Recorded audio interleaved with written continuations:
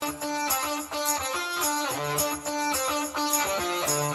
you could live green, would you? I'm Nick Federoff, host of Things Green, where we introduce nuggets of green lifestyle from gardening, upcycling, answering your questions, sustainability, even discussing environmental issues. You can become more confident in making the right decisions for you and your family. So come along as we are Things Green.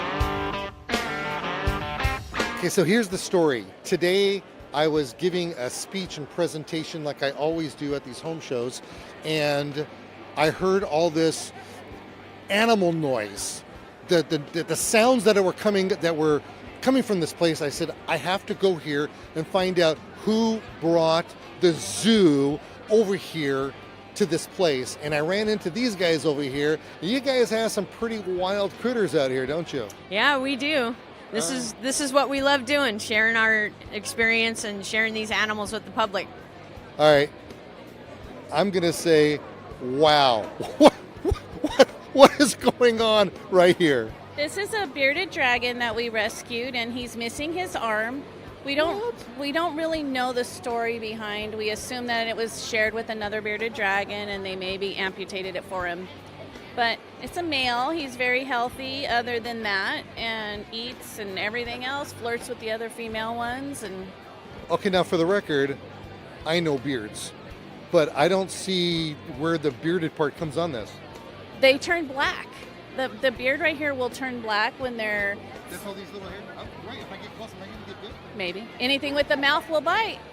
Wow, so that would be the beard part. Mm-hmm. They turn black when they're scared or really sick, or like when they're flirting with the females, it'll turn black and they'll bob their heads. Okay, so the question is, I still don't know where I'm at. What do you guys do? We rescue reptiles that need new homes or that have been mistreated. They're sick, so we rehabilitate, and then we do our best to rehome them to somebody who can take good care of them. So how do you rehabilitate a critter that doesn't have an arm? We make one. No, I'm just kidding. I actually handle the sicker ones, so I just try to make sure they get the treatment they need, the medications, things like that. We can't really do anything about his arm, but we just make sure he can still eat and he can have a quality of life. Okay, so this thing, does it make noise? They don't usually make noise. Okay. When they're crunching on a dubia roach, they will. But other than that, they don't make any noise. All right, fair enough. Now, what about these guys behind me? Because they seem to be very noisy animals. Yes, so tortoises, this guy here, he's an African sulcata. He's 9 years old. Right now, he weighs about 45 to 50 pounds. He'll be 3 times that size, full grown. No! And he can live up to 100 years. And what do you do with them? You put him out in your large yard. He lives in about an acre and a half. So he keeps the lawn mowed. He keeps the bushes down. He does a perimeter check every day, walks around the property, makes sure nothing's trying to get in there. And then he puts himself to bed at night in his big shed. Well, it looks like he's been knows that we're talking about him because, man, look at that thing. That is really cool. What's it called again? An African spur-thigh tortoise or sulcata tortoise. Okay, so I see that he's got some relatives hanging around on this side, Yeah. and these guys don't look as intimidating as him. No, so these guys, they're kind of a hybrid land-water turtle. It's called a three-toed box turtle. And what they live on land, they like to burrow and dig into soil, but they also need access to water 24 hours a day. They'll get in their water dishes and they'll soak, they'll drink water. It gets out of the elements. So they'll soak themselves in the water, and then they'll dig a little burrow to go get out of the sunlight. And people actually use these for pets. Yes, they make great pets. So- Very low maintenance. Okay, so how does this become a rescue animal? A lot of these I actually got from people who were moving out of the state of California. They didn't want to take them with them across country. They didn't want to have a long trip with them and put them through it. So I'm actually part of the California Turtle and Tortoise Club as well. So they contact the club, and then the members of the club will take in the turtles and tortoises that need. They have an actual club for this. Yeah. This is amazing. I had no idea. What do you guys do in a club? It's a bunch of turtle and tortoise nerds, and we sit around and talk about our turtles. The club's been around for 60 years, so we're doing something right. Yeah, you are. All right, so I see that we have a different kind of shell, and then when we come over here, we got some pretty psychedelic things happening with this one, especially one of them that's way over there. Yeah, that's Gucci. He is a leopard tortoise. They come from South Africa originally. And so we have a couple of different species in there. This is kind of our mixed batch. We have redfoot tortoises, a leopard tortoise, a smaller sulcata tortoise. He can be as big as that guy in about 10 years. Wow. And then the little one in the corner over there, that one's a marginated tortoise. Marginated. Yeah. Now I see that they have a bunch of different kind of food in here. What are we looking at? They like spring mix and the vegetables, and pretty much I like to put them in the garden. They eat flowers, they like hibiscus, things like that. So What about the critter that you're holding? this one likes the dubia roaches, and they eat the same spring mix that the others eat. Vegetables too. Don't want to do too much fruit because it's too sweet, but they do eat some fruit. And the roaches and the worms, and we don't do crickets really because crickets are like giving them a bag of chips. So they're just... So the ones next to here, we have even more. Yes. Are these related to these? So there is a larger leopard tortoise in there. He's a bigger version of the little guy Gucci here. The other two are called Herman's tortoises. Kind of a more on the desert side, less tropical than like the box turtles. So they like it more of a dry, arid environment. Most of their diet is grass, weeds, and hay. Okay, so how long do you normally hang on to these things before somebody actually adopts them?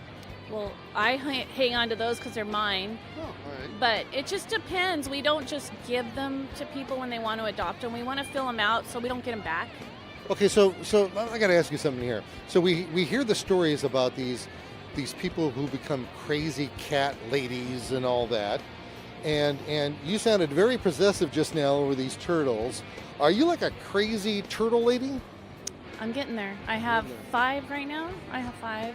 Wow, are there any kind of rules for cities on how many turtles you're allowed? No, not on tortoises. In general, the ones that there is a restriction on are the California desert tortoise. Those guys you actually have to have a permit to own. No kidding. Yeah, it's a native species to California. They live out in our deserts in the wild. So to own them and possess them, you have to have a permit that's issued by Fish and Game. Okay, how do you know what one of those turtles look like when you come across it? She tells me. I'm learning about... I'm Wait, sorry. you're the crazy turtle lady, No. and she's gonna tell. Oh, you Yeah. are. Well, I got her into it. I got the special ones. The ones By the way, for the record, they are childhood chums. That's why they. 4th grade. Fourth grade. There you go. There you go. We complete each other. We do. Her boyfriend don't appreciate it, but Okay, so you started saying. I keep like the special ones like that we don't want to adopt out that are like kind of expensive in real life, you know, like Gucci over there. And I just got the sulcata a couple days ago. Someone found it in their trash can in Upland. No. And so they brought it out to me. I'm in Riverside, and we're going to keep it a couple weeks to see if it gets claimed. And if no one claims it, then I don't know, we may adopt it out or we may keep it a while. We want to make sure it's healthy anyways. If it's in a trash can, chances are. He was No, dumped. yeah, he was dumb and do that. Okay, so she said a very interesting word. She said, if it's expensive. So, are these critters expensive? They can be. The leopard tortoises will be more expensive. Unfortunately, the ones that get the biggest, which is the sulcata tortoise, pet stores sell them for $60. Okay. But they don't educate. At that size? They're this big. and No they're way. cute. So we like to have our smaller ones and put them next to him, so we can say, yeah, this is cute, but this is what it's going to be. Wow. $60 people will cough up for that? Yeah. Now, when they buy them from you guys, are they paying those prices as well? No, we don't sell they're anything. auctions. We adopt. So we're a nonprofit, so we get donations to the rescue as a fee to adopt the turtles, tortoises, or the lizards that they might be interested in. Okay, so I've been saying the word turtle the whole time. I've been hearing the word tortoise from you guys. What's the difference? A turtle swims in water and has webbed feet. A tortoise lives on land and has individual toes. Okay, so the ones that we saw over there that's in that pan of water, those would be... Those are technically turtles. Technically They're turtles. box turtles, so they're a hybrid land-water mix. All right, so let's kind of move on over here. And we have more turtles in here? Yes, these Or are what? baby Russian tortoises. Baby ones. They can't be adopted out until they're 4 inches. Their shell is 4 inches in length, so they're just for display. They're only about 8 months old. You can see them in there? You able to see them?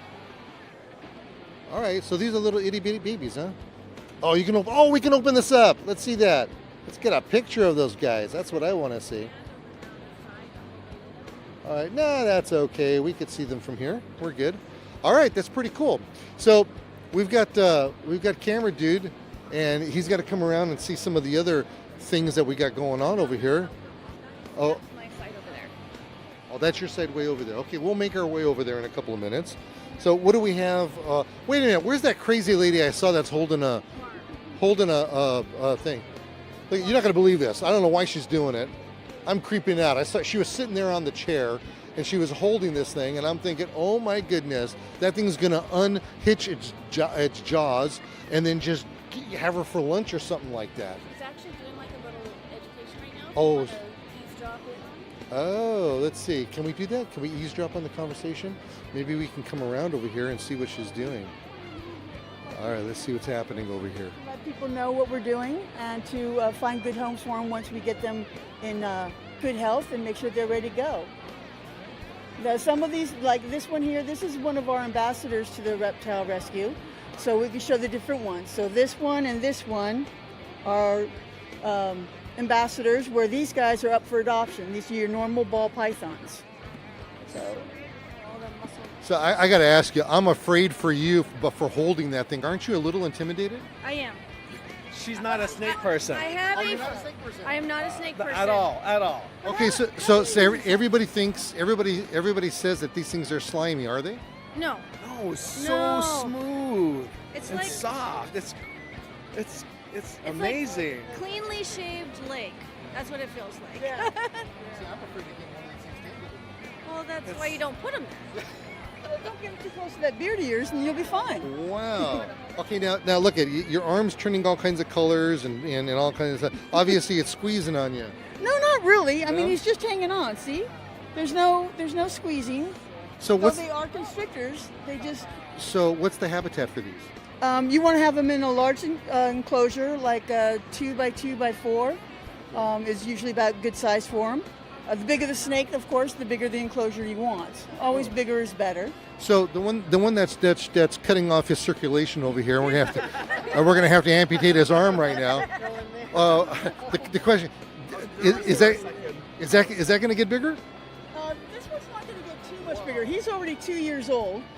It's called an ivory ball python. Oh, it's not an albino thing? No, albinos would be this one here. You see this one has jet black eyes? Okay. Okay, so that shows you that there's no albino in them. Thank you so much. Where this one here, as you can see, has the pink red eyes, Ooh. which shows the albino gene. Okay, I got to do this. Should I? Yes. Should I? No. Be my guest. Look at you. Good job. That's right. Conquer your fears. Oh my goodness! Look at this thing. Why is it licking its lips when it looks at me? It's sniffing the Right. Okay, so am I supposed to be squeezing this thing to hold it? Don't squeeze it. He just That's wraps it. around you. Yeah, conquer your fears. Conquer your fears. Right. Okay. Well, I've never felt the teeth of these things before, but that's interesting. You don't want to feel the teeth, but you know what? These guys don't really. I've never been bit by these guys. Oh, You is that know, right? because we handle them enough that they know, that we're not going to harm them. Okay. And the only reason why they strike and bite is either because you think you're food, or you're mistreating it. All right. I see no mistreating coming from me on this thing. Nope. Wow. That's Pretty cool. That is pretty cool. Okay, talking to the crazy snake lady over here. I'm not kidding. She was sitting over here and petting the thing. I'm like, what is wrong with her? Thank you very much. My pleasure. Oh, that was too cute. Let me get out of this area. Okay, so what do we have going on in here? Anything else? We got. Holy smokes! What is that? This is Kitty. He's a green iguana. Green iguanas come from Central America and the tropical areas of South America. They're tree dwellers, so they like to be up high. Usually you pick him up and he tries to get on top of my head because I'm not very yeah. tall. But he's super friendly. Okay, so I see some of these hair scale thingamajiggies. Are they all supposed to be? Why is it a rescue? I mean, is it kind of whacked out for some reason? Yeah, he's a rescue because he wasn't in the best condition. He was turned into a shelter, and the shelters aren't equipped to keep reptiles for very long. He wants your mic. I think she wants to say something. Yeah. Okay. Now, do they make sounds? They do not make sounds. They'll bob their head. They will scratch a lot. But great part about these guys, this thing on the side of their heads, right here, it gives the illusion that that's an eye. And it gives his head the illusion that it's a lot bigger than it is. So that's part of the defense that they use out in the wild is they look at this, they turn their head sideways, and they think that that's an eye. So the predator is more likely to turn around. So what These kind of? spikes also make it hard to be swallowed. Okay. So what kind of predators would be after them? The larger birds will pick them out of trees. Any land-dwelling mammals that would want to get a hold of them for their meat. But humans are probably the biggest predator that they have, unfortunately. Does anybody give these things pedicures? I do. Do you really? Yeah, I cut their nails. Really? His have just been cut, but they'll grow from this point out, and this is where their quick stops. So you cut from the quick down to cut off the points. Okay. And you do that because that quip, you called it. That's the Quick. That's what quick. will start bleeding, like Okay, on that's what dogs it's and at. cats. Same thing on reptiles. All right. If you don't cut them down, then you have arms that look like this. Ah, you were shish kebab quite a bit. Yes. Look, We all have them.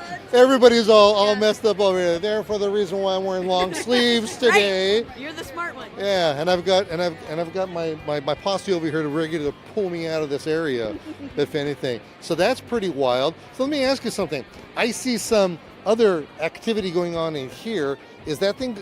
Does it want to jump out and eat these? Nope, he's a vegetarian.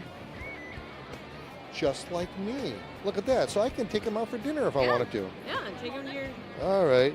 favorite Hold him. restaurant. You're kidding. Ready? I can hold him. All right. We're gonna give this a try. All right. Okay. Hold my microphone. Put him right here on your shoulder. You're tall, so he'll want to go up. There you go. Oh my He'll goodness. get comfy. How do you know that this thing's not gonna go bathroom on me or something? We don't. It's a surprise. It's a surprise. We've all had it once in a while. Okay. He likes it because you're tall, so he's just gonna perch right up there. Sure he is. See how long his tail is, and that's Yeah. another good I ain't gonna look how long his tail is. Now, is this thing because it has a long tail? Does it hang on its branches like that, No, like a their possum? tails aren't prehensile. Prehensile tails are what hang onto branches. This is strictly a defense mechanism. They use it to whip their predators. Okay. He has lost his tail. Oh, and it grew so back. This is fresh regrowth from here down. So how long did it take that thing to grow back? It's probably a full tail now. Wow. But it was cut off or dropped at this point, and so it's grown back. Okay. Well, for the record, I'm ready to faint. Get this guy off of. Come here, kitty. Come here, kitty. Ugh. Okay, is that a different one? Yeah, his like stubby tail. I call him Stubbs. But Is It's really what cute. you have? Same. They're both the same. They're both males, I believe, but that one's got 4 arms and this one's got 3. So far I'm hearing a lot of he, and then there are male ones. Are there any female We animals? have this one is a female right here. Oh, this one in here. Yeah, this is a female bearded dragon. Okay. She's fat. Her name is Cheese, but she is up for adoption. Sorry, the tank is dirty, but she is up for adoption. She seems. This one was brought to us in a paper bag. Wow. To her. Yeah. All right, this is pretty wild. So the family just didn't pay attention to it anymore. The kids didn't want it anymore, so they looked for a rescue. So is this an eyeball like that other one? This is actually the ear. Oh, But that's they the do ear. have an eyeball right there. Yeah, they have. It's a heat sensor and a shadow sensor on top of their heads, because any predator coming over the top, they can sense that it's coming, so they know to turn their heads. Wow. That's the itty bitty one? This is a leopard gecko. Okay. These are the ones that will drop their tail if they're scared. They'll leave it for their predator and it still moves. Wow. And then they take off and it does grow back. It's not as pretty, but it will grow back. Wow, this is really cool. Okay, so what I want to do now, because I didn't realize we're going to spend so much time over here scaring the pants off of me, but we got a doctor over here, a real bona fide doctor. Now, no disrespect over here, but are you one of these kind of crazy hat people that wear this kind of stuff in honor of the animals, or did you lose a bet? No, this is just what I'm like. This was This is a typical day in the life of me. Okay. Pretty normal outfit. Got to have the Crocs, got to have the hat, the Okay. earrings. So a little bit earlier over there, you kind of scared me because I didn't see anything peeking out of this thing. And then she just takes and she rips it open like it's just natural to do. What do you have here? So this is a silky bearded dragon. So you may have seen the bearded dragons over in that corner. Yes. This is a bearded dragon that we use a lot of times for education because it is a silky, meaning it has no scales. So if you want to feel this, I'm not going to get bitten, am I? nope, I promise. 'Cause I don't know if I trust many people that wear hats like that. I wouldn't trust me all the time either. Please Okay. edit that out.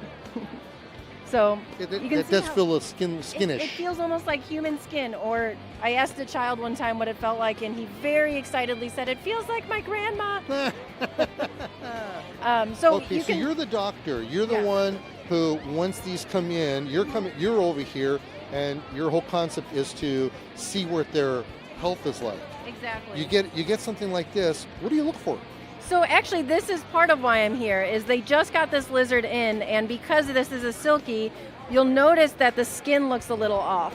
So we've got this big Oh. spot here. Part of this is normal shedding, but with the silkies, the shedding happens all the time, and that's not normal. So we have a lot more shedding happening, and we've got this little red patch here where we probably were burned. These guys are very susceptible to burns. That's what I was going to say. That looks like sunburn to me. Yeah. So are you coming in then and trimming that off, or do you leave it and let nature take its course? A lot of times I'll leave and let nature take its course. I am kind of a picker, so I'll pick the extra skin off that I can without pulling too much. But this will probably treat with a topical medication to help this burn. You'll also notice if I can wrap him here, his tail is a little off. So right at the end of our tail, we have kind of a scab there. So same thing, that probably was a burn. They're just very susceptible to that. So we've got this spot, this spot, this spot. So in our final moments together, are there any times when a rescue comes in and it's like, we got to put the animal down? Unfortunately, yes. And that's part of why we're out here, is educating the importance of knowing how to take care of your animal, because we do sometimes get animals that are too far gone for us to save, and it's unfair to let them suffer. So it's a hard part of the job for everyone, for the rescue, for myself, for everyone involved. Well, I have to tell you this much. The fun part of what we've done over here today is we've met a bunch of people that are absolutely ear-to-ear smiles. You can tell you guys enjoy your jobs. You can tell that you enjoy educating people on what you're doing. And I want to thank you for that, because I'm not a big animal person. Really? Yeah, I scare so easily. I'm a chicken. I should be in here. Because I'm the chicken kind of a guy. I've never had one of these things crawl on top of my head before. Well, I don't want really good I don't want to do that again. But I appreciate the efforts that you guys are putting into something like this because they're helpless, and you guys are helping them. Yep. And for me, that's the fun part of an event like this. I do a lot of pet expos and people are exposed to animals, but an event like this where some people have never even seen a lizard like this or pet a lizard like this, we get to educate them, and it's really cool. That is so fun. Doc, thank you very much. So much. It's been a pleasure. It has been a pleasure, and that's what we could do at the home shows. When at the home shows that I give speeches at, these guys are always here.